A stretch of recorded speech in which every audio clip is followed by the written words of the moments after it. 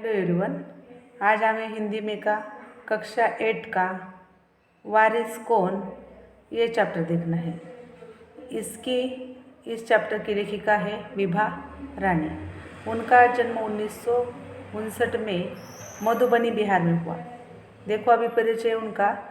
बहुआयामी प्रतिभा की धनी विभा रानी हिंदी व मैथिली की राष्ट्रीय स्तर की लेखिका है। आपने कहानी, गीत, अनुवाद, लोक साहित्य एवं नाट्य लेखन में प्रखरता से अपनी कलम चलाई है।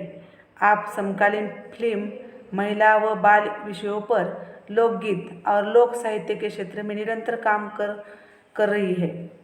देखो अभी इसमें जो है प्रमुख कृतियाँ कौन से है। चल खुसरो घर अपनी, मिथिला की लोक कथाएँ, गोनू झा के किस्से, कहानी संग्रह, अगले जन्म मोहे बिटिया न कीजो, ये जो समरस, द्विभाषीय हिंदी अंग्रेज का अनुवाद, कैन, बिल टेलर की डायरी आदि ये इनके संग्रह है। देखो अभी हमें प्रस्तुत संवादात्मक कहानी के माध्यम से विभा रानी जी का कहना है कि हमें उत्तम फल प्राप्त करने के लिए समय और साधकों का सदुपयोग करना चाहिए। जो ऐसे करता है वही जीवन में सफल होता है। क्या बोला है उन्होंने? उत्तम फल प्राप्त करने के लिए हमें क्या करना चाहिए? समय और साधनों का सदुपयोग करना चाहिए। साधन जो हम यूज़ करते हैं वो देखो अभी इसमें बताया है। एक राजा था, उनकी 4 बेटियां थी। वो राजा को कितनी बेटियां थी? 4। राजा ने सोचा कि इन चारों में से जो सबसे बुद्धिमान होगी उसे ही अपना राजपाट सौंपूंगा। इसका फैसला कैसे हो? देखो अभी राजा के ध्यान में आ रहा है कि राजा को अभी उनका जो राजपाट है वो देना है, लेकिन उनको 4 बेटियां थी। उनको देखना है कि सबसे बुद्धिमान लड़की कौन है। तो जो भी उस सबसे बुद्धिमान हो उसे क्या करना है? राजपाट पूरा दे देना है। फिर वो सोचने लगे अब क्या किया जाए। सोचते सोचते बाद में उनके ध्यान एक सुझाव उनके ध्यान में आया। उन्होंने एक दिन 4 बेटियों को अपने पास बुलाया, सभी को गेहूँ के 100 दाने दिए और कहा, इसे तुम अपने पास रखो। 5 साल के बाद में जब इन्हें मांगूंगा तब तुम सब मुझे वापस कर देना। देखो अभी वो राजपाट देने के लिए सोचने लगे कि अब क्या किया जाए। सबसे बुद्धिमान कौन है, वह कैसे ध्यान में आया। इसलिए उन्होंने सोचते रहे। लेकिन एक दिन उनको एक उपाय सूझा। उस उपाय में उन्होंने क्या किया, सब 4 बेटों को बुला लिया और बुलाकर बोला कि ये 100 दाने हैं किसके? गेहूँ के। ये आपके पास रखो। 5 सालों के बाद मैं क्या करूँगा, इन्हें तुम्हें मांगूंगा। फिर मुझे वापस कर देना। गेहूँ के दानों को लेकर चारों बहनें अपने अपने कमरे में लौट गई। ये गेहूँ के दाने कितने दिए? 100। सब चारों ने ले गए और अपने अपने कमरे में गई। बड़ी बहन ने उन दानों को खिड़की से बाहर फेंक दिया। बड़ी बहन ने सबसे पहले क्या हुआ, चारों अपने अपने रूम में गए तो बड़े बहन ने क्या किया, जो हाथ में दाने थे वो बाहर फेंक दिए। बहन ने उसके दानों खिड़की से बाहर फेंक दिया। उसने सोचा आज से 5 साल बाद पिताजी को गेहूँ के इन दानों की याद रहेगी क्या? और जो याद भी रहे तो क्या हुआ, भंडार लेके दूंगी। देखो अभी ये चारों में से पहली ने क्या किया, वो दाने ले लिए और खिड़की के बाहर फेंक दिए और सोचने लगी ये बेग जो गेहूँ है 5 साल के बाद ध्यान में रहेंगे पिताजी के? नहीं रहेंगे, मालूम नहीं।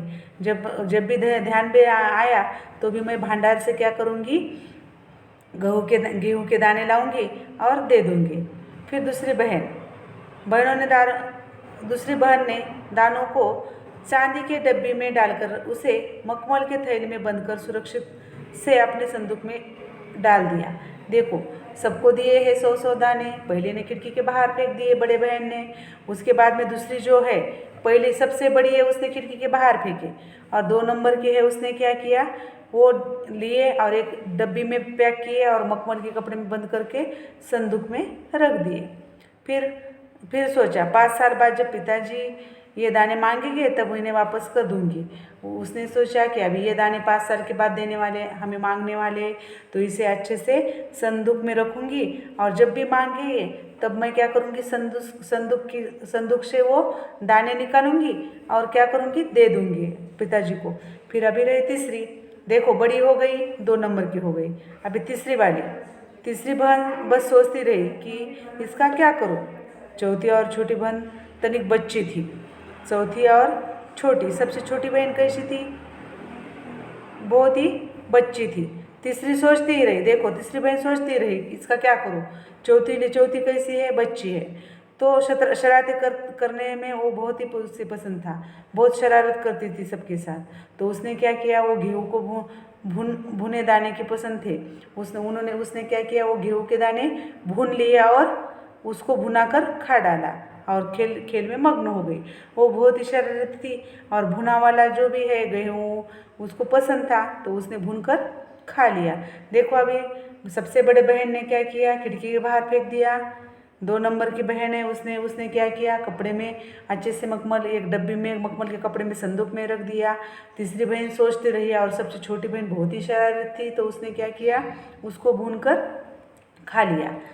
अभी रही तीसरी राजकुमारी को इस बात का यकीन था कि पिताजी ने इन्हें यूं ही नहीं दे ये दाने नहीं दिए होंगे। उसको यकीन था कि ऐसे ही नहीं दिए होंगे, कुछ तो भी है इसका। तो वो सोचने लगी जरूर इसके पीछे कोई मकसद होगा। पहले तो उसने भी अपने दूसरों बहनों की तरह ही उन्हें सहेज कर रख देने की सोची। सहेज कर बोले तो अच्छे से अच्छा रख कर उसको रख देने की सोची, लेकिन वह ऐसा न कर सकी। 2-3 दिन तक वह सोचती रही। उसको भी लगा अभी ये जो है मैं ऐसे भी रखूँगी, लेकिन 2-3 के बाद में उसने क्या किया, वो दानों का जो है, तो 2-3 दिन के बाद अभी उसने उसको सोचती रही। सोचने के बाद फिर उसने कमरे में खिड़की के पीछे ज़मीन में वे दाने बो दिए। वो सोचती रही और सोचने के बाद वो दाने जो है पिछले खिड़की के बाहर उसने बो दिए। समय पर अंकुर फूटे, पौधे तैयार हुए, दाने निकले। उसको दाने को उसने बो दिया। बो देने के बाद वो उग कर वो अंकुर फूटने के बाद उसके पौधे तैयार हुए, उससे फिर दाने निकले। राजकुमारी ने तैयार फसल से 2 दाने निकाले और फिर से 2 बो दिए। देखो अभी राजकुमार ने तैयार फसल से फिर से दाने निकाले और वो फिर बो दिए। इस तरह 5 वर्षों में उसके पास ढेर सारा गेहूँ तैयार हुआ। अभी कितने वर्ष थे, 5, तो 5 वर्ष में बहुत सारे गेहूँ जो है उसके पास तैयार हो गए। 5 साल बाद राजा ने फिर चारों बहनों को बुलाया और कहा, आज से 5 साल पहले मैंने तुम्हें चारों को गेहूँ के 100-100 दाने दिए थे। देखो 5 साल हो गए, राजा को ध्यान में आया और राजा ने क्या किया, सब बेटियों को बुला लिया और बुलाकर बोला कि मैंने 5 साल पहले आपको गेहूँ के 100-100 दाने दिए थे, वो मुझे आज वापस कर दो। वो कहाँ है, वो कहाँ से है वो दाने, कहाँ है वो दाने। बड़ी राजकुमारी भंडार जाकर गेहूँ के दाने ले आई और राजा को दे दिए। राजा ने पूछा, क्यों, ये वही दाने हैं जो मैंने दिए थे। बड़े बेटे ने क्या किया, वो भंडार घर में गई और भंडार घर में जाते ही उसने क्या किया, वो गेहूँ के दाने लाए। लेकिन पहले तो बोली मैंने भंडार से नहीं लाए। पहले तो राजकुमार ने कहा हाँ कह दिया, मगर राजा ने फिर कड़क पूछा, तब उसने सच्ची बात बताई। पहले राजा ने पूछा कि ये वही है मैंने जो दिए वाले हैं, तो बोली हाँ। लेकिन राजा ने बहुत गुस्सा आया तो कड़क पूछा, तो वो बोली नहीं, ये मैंने भंडार से ला दिए। राजा ने दूसरे राजकुमार से पूछा, तुम्हारे दाने कहाँ हैं। दूसरी राजकुमारी अपनी संदूकची में से मखमल के खोल वाली डिब्बी उठा ली। अभी देखो जो दूसरी थी उसने क्या किया था, संदूक में डिब्बी में मखमल के कपड़े में संदूक में रख दिया था, वो उसने निकाले और सहेज कर अच्छे से रखे थे ना वो। तो राजा ने उसे खोलकर देखा तो दाने सड़े हुए हैं। अभी 5 साल तक उसने क्या किया, उसको बंद करके संदूक में रख दिया, तो वो दाने क्या हो गए, सड़ गए। फिर तीसरी राजकुमारी ने पूछा, तुमने क्या किया उन दानों का। तीसरी राजकुमारी को पूछा कि तुमने क्या किया। मैं इसका उत्तर आपको अभी नहीं दूंगी, क्योंकि जवाब पाने के लिए आपको यहाँ से दूर जाना पड़ेगा और मैं वहाँ आपको कल लेके जाऊंगी। अभी तीसरी का नंबर आया तो उन्होंने तीसरे को पूछा, वो बोले ठीक है मैं आज नहीं बता सकती आपको, कल लेके जाऊंगी।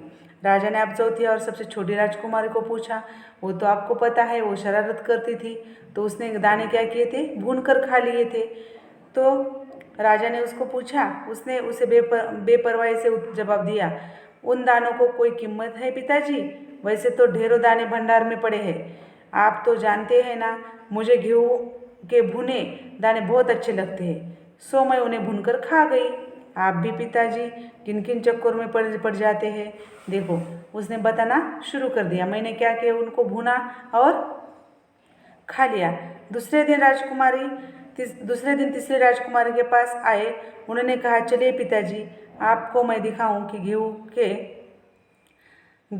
के वे दाने कहाँ हैं। सभी के उत्तर से राजा क्या हुआ है, निराश हुए। और चारों में से अब उसे केवल तीसरी बेटी पे ही थोड़ी उम्मीद थी, क्योंकि उसने क्या किया था, वो गेहूँ के दाने नहीं दिए थे और बोल रहे थे कि आप मेरे साथ कल चलो। तो फिर राजा ने क्या किया, उसके साथ जाने के लिए निकले। तो बहुत दूर तक जाने के बाद भी वो नहीं आया। तो नहीं आने के बाद राजा ने क्या पूछा उसको, अब कितने दूर जाना है। देखो अभी तीसरी राजकुमारी कैसे उत्तर देती है।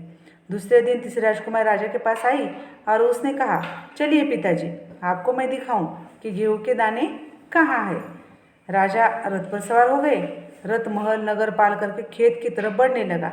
राजा ने पूछा, आखिर कहाँ रख कर छोड़े हैं तुमने वे 100 दाने। अबे राजा परेशान हो गए। राजा को लगा कि इतने दूर तक ऐसे कहाँ रखे हैं इसने 100 दाने दिए वाले। तो इन 100 दानों में के लिए तुम मुझे कहाँ से कहाँ चक्कर लगा रही हो। देखो मैंने तुझे कितने दाने दिए थे, 100 दिए थे, तो 100 दानों में से भी आपने मुझे कितने चक्कर लगवाओगे, ऐसे राजा ने उसको पूछा। फिर पूछने के बाद तब तक रथ एक बड़े से हरे भरे खेत में सामने आकर रुक गया। पूछते ही रहे तो उसने बोला, पिताजी थोड़ी देर तक रुकिए। रुकने वैसे बोलने के बाद वो बहुत ही हरे भरे खेत के नज़दीक वो रथ जाके रुक गया। राजा ने देखा सामने बहुत बड़े बड़े खेत में गेहूँ की फसल थी। उनकी बालियाँ हवा में झूम रही थी। बालियाँ बोले तो जो उसके बारीक बारीक केस रहते हैं, गेहूँ के ऊपर के बारीक बारीक लौ रहते हैं, उसे क्या बोलते हैं, बालियाँ। जैसे राजा को कोई खुशी भर गीत सुना रही हो। राजा ने हैरानी से राजकुमारी की ओर देखा। राजकुमारी ने कहा, पिताजी ये है 100 दाने, जो आज लाखों लाखों दानों के रूप में आपके सामने है। देखो पहले भी उसने क्या किया था, क्या सोचा था कि राजा ने ऐसे ही तोड़ दिए होंगे 100 दाने। तो इसने सोच कर भी वो ऐसे काम किया। 5 साल तक उसको निकाला फिर बोआ, फिर उसके से फसल आई। ऐसे करते करते उसने क्या बताया अभी पिताजी को कि देखो ये सब कितने दाने हैं, लाखों दाने हैं। जो कितने दिए थे आपने मुझे, सिर्फ 100 दाने दिए थे। मैंने उस 100 दानों को बोकर इतनी अधिक फसल तैयार की है। राजा ने उसे गले लगा लिया और कहा, अब मैं निश्चित हो गया, तुम ही मेरे राज्य की सच्ची उत्तराधिकारी हो।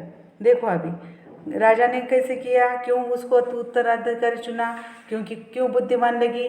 राजा ने सिर्फ 100 दाने दिए थे, 100 दाने में से उसने लाखों दाने कर दिए। तो उसने उसके क्या किया, बुद्धि का वापर करके उसे ज़्यादा बनाए। तो राजा को अभी निश्चिंत हो गया कि मैं मेरा राजपाट जो है तो तीसरे बेटी को दे सकता हूँ और मैं निवांत हो सकता हूँ।